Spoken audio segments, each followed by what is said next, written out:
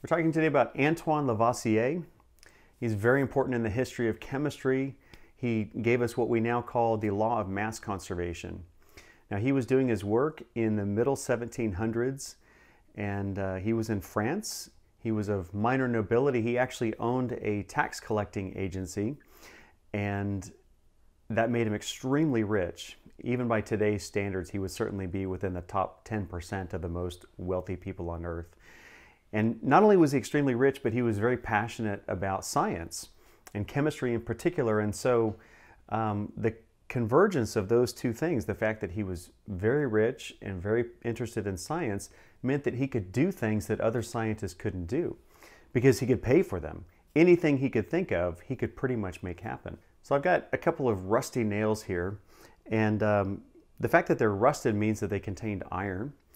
And the iron actually reacted with oxygen from the atmosphere to produce iron oxide.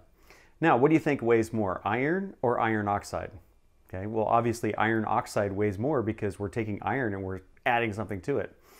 So imagine if I had these two nails and they were fresh, brand new nails, and I put them on a balance, okay?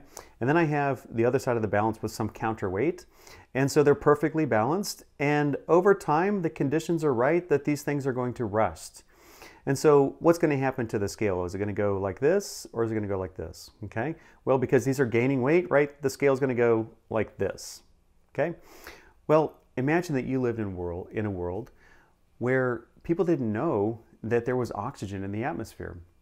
And so they would make that observation that the scale would go like this, but they wouldn't understand that there was a reactant that was coming from somewhere other than the nail. And so for that reason, it took a long time for people to figure out the law of mass conservation. The same thing you could imagine if you had some chemical reaction where something was decomposing. In other words, something was leaving the reaction. And so you would put something on a scale, maybe you've got it right here, and something decomposes, and so that goes into the gas phase, and now suddenly the scale goes like this. It appears to lose weight. And so in their world, chemical reactions would result in a gain or a loss of mass. And so it wasn't until Antoine Lavoisier was able to create a system that was completely isolated from its surroundings. And he was able to test chemical reactions in that system with the utmost care and scientific precision.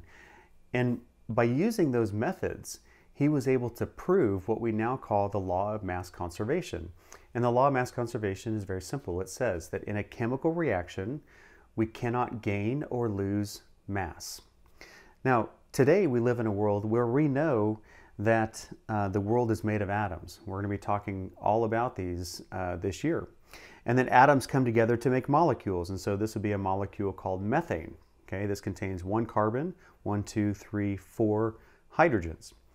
And here's another molecule. And this molecule would be called propane. And this molecule contains 1, 2, 3, 4, 5, 6, 7, 8 hydrogens and 1, 2, 3 carbons. Okay. Now, if I were to bring these two molecules together and make them react with each other, okay, maybe I'll take this off here, this here. I'm going to reconnect this here. I'm going to reconnect this here. And now suddenly I've got two brand new molecules that are completely different from what I started with, okay? But I haven't lost anything in that process. In other words, I still have 1, 2, 3, 4, 5, 6, 7, 8, 9, 10, 11, 12 hydrogens in total. And I still have 1, 2, 3, 4 carbons in total. So I didn't lose anything. I just rearranged the matter in a new and different way. That's what happens in a chemical reaction, and that's why the law of mass conservation works. Because if I were to weigh these things at the beginning of the reaction and weigh them at the end, they would weigh exactly the same. And that is the law of mass conservation.